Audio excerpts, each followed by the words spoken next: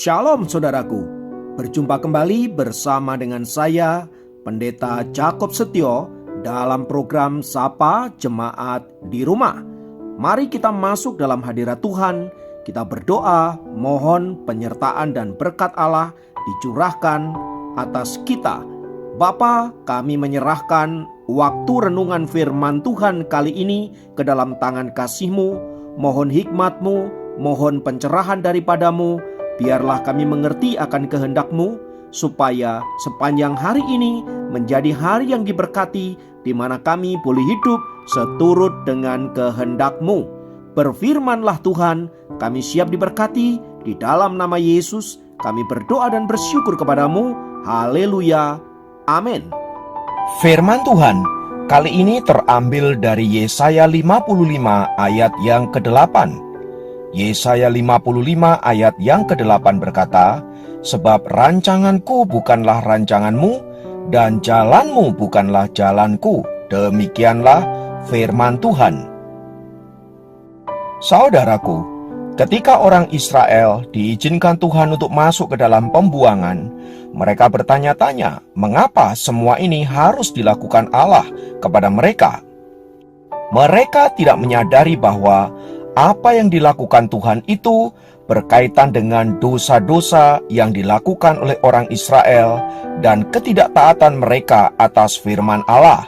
Karena ketidaksadaran akan hal inilah yang menyebabkan orang Israel tidak mengerti rencana Allah di balik pembuangan yang mereka alami. Yang mereka tahu adalah bahwa mereka sekarang ada dalam pembuangan dan hidup di dalam penderitaan, sehingga mereka sama sekali tidak mengerti apa yang Tuhan sedang kerjakan di dalam peristiwa yang sedang mereka alami tersebut. Hal ini terjadi karena hati dan pikiran mereka tertuju dan terpusat kepada peristiwa pembuangan yang mereka alami, dan mereka tidak melihat apa yang Tuhan sedang rencanakan di dalam peristiwa yang mereka alami itu. Itulah sebabnya saudaraku, mereka selalu ada dalam keluh kesah, mereka selalu ada dalam duka cita, mereka selalu dalam sungut-sungut dan lain sebagainya. Melihat hal itu saudaraku, Yesaya mengingatkan bangsa Israel bahwa rancangan Tuhan bukanlah rancangan mereka. Sebaliknya, rancangan mereka bukanlah rancangan Tuhan.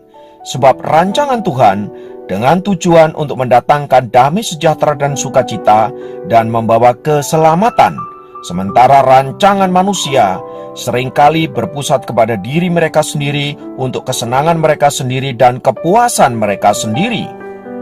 Lewat tulisannya, Yesaya ingin membawa orang Israel untuk menyadari rencana Allah yang baik itu, dan mereka menjalani setiap peristiwa yang Tuhan izinkan dengan sukacita, dan bahkan mereka tetap bisa menjadi saksi dimanapun Tuhan tempatkan mereka. Saudaraku, hal yang sama juga bisa dialami oleh orang-orang percaya hari-hari ini. Tuhan seringkali mengizinkan kita untuk membawa kita ke dalam hal-hal yang mungkin tidak kita inginkan. Hal-hal yang membuat kita sedih, hal-hal yang membuat kita duka cita, hal-hal yang membuat kita menderita dan lain sebagainya. Tetapi intinya saudaraku, bahwa rencana Tuhan adalah rencana yang baik. Dan tujuan utama dari rancangan Tuhan itu adalah keselamatan, bukan hanya untuk diri kita sendiri, tetapi juga untuk orang-orang di sekitar kita. Karena itu saudaraku, lewat situasi yang kita hadapi, mari kita belajar untuk senantiasa bersyukur dan bahkan tetap mengerjakan hal-hal yang dapat kita kerjakan dengan maksimal, agar olehnya kita dapat memuliakan nama Tuhan. Hati-hatilah jangan terjebak dengan apa yang dilihat oleh pandangan mata kita, yang seringkali menipu kita, seolah-olah itu adalah peristiwa yang sesungguhnya, dan membuat kita lupa bahwa di balik peristiwa yang kita lihat itu, Allah sedang mengerjakan sesuatu. Tangan Tuhan sedang merendah hidup kita dengan tujuan untuk membawa kita next level di hadapan Allah. Dan yang terpenting dari semua itu saudaraku, kita dapat menjadi saksi Tuhan dan memuliakan nama Tuhan kita, Yesus Kristus. Oleh sebab itu saudaraku, mari kita menanggapi secara positif setiap peristiwa yang Tuhan izinkan untuk kita alami. Entahlah itu peristiwa yang mendatangkan duka cita, entahlah itu peristiwa yang mendatangkan sukacita. Dua-duanya dapat dipakai Tuhan untuk menyatakan kemuliaannya. Tetapi yang terpenting adalah bagaimana kita memahami rancangan Tuhan di dalam hidup kita. Sebab jika kita fokus hanya pada peristiwa yang sedang kita alami, maka sesungguhnya kita akan menjadi anak-anak Tuhan yang gagal memahami rencana Allah.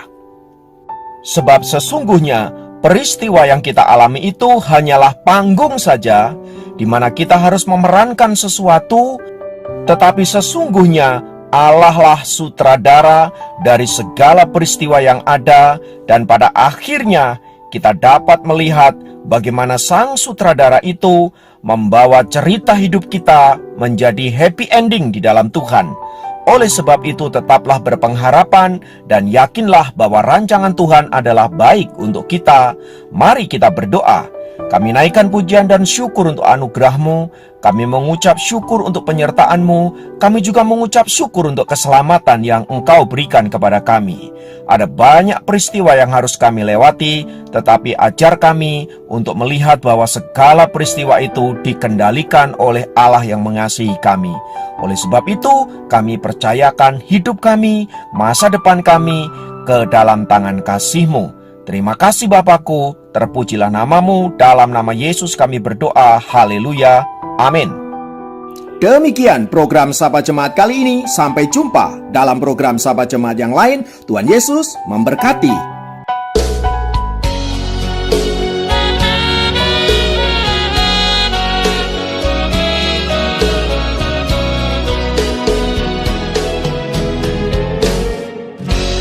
Indah rencana-Mu Tuhan di dalam